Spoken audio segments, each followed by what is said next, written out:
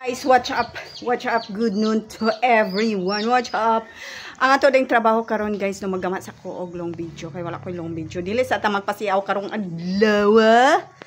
Kay ako ang i-transfer ang ato ang mga piso. O na. Dagko naman among mga piso. O mo na among mga piso. Nagsagol na ang gagmay og dagko. Akong ilahi ang gagmay guys kay nangatumban na siya sa mga dagko. Og mao na siya ako ang ilahi og ako na ni siyang gilimpyuhan diring dapita. Og limpyo na siya guys. Ato na ning butangan og bag-o nga siren.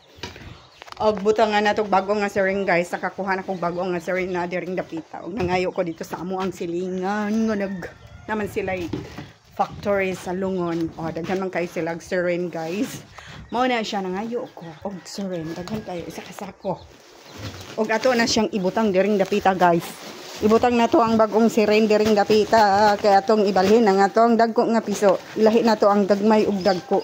Kay para ang gagmay dili matamakan sa mga dagko.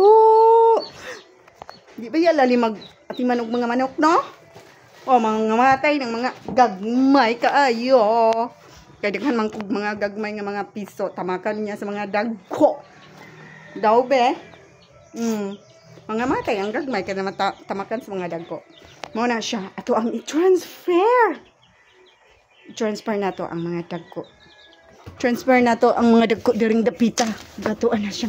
I-scattered ang ato ang mga siren. Scattered na to na siya. O ibalhin na to ang mga dagko diring dapita. Para dili mga matay itong mga manok. Kaya matamakan man siya sa mga dagko guys. Mana siya diri nato i-transfer og naara siya diri ang atong mga manok. Atong i-transfer ang mga dagko. Transfer nato ang mga dagko guys. Truck. Transfer nato ang mga dagko ng mga manok. Mana siya. Transfer nato sila. Kay para dili matamakan ang mga gagmay sa mga dagko.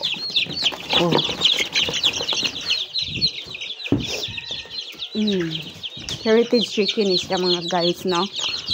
Transfer na to siya.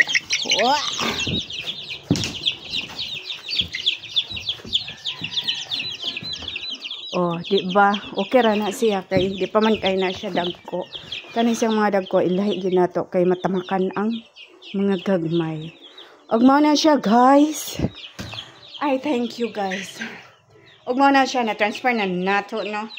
Ang gagmay ug dagko na separate na nato sila dili na ni matamakan ang mga gagmay sa dagko kay nabalhin naman. Og mo na siya guys, nagpaabot pa ko sa mga piso nga naa sa incubator hopefully guys nga mapuso sila tanan og magbuhi na putag bag-o nga mga manok para natay maihaw kung kinsay gusto mo ihaw. Magkugi lagi guys, dili magbuhat og dautan no. Ang magkugi panalanginan sa Ginoo.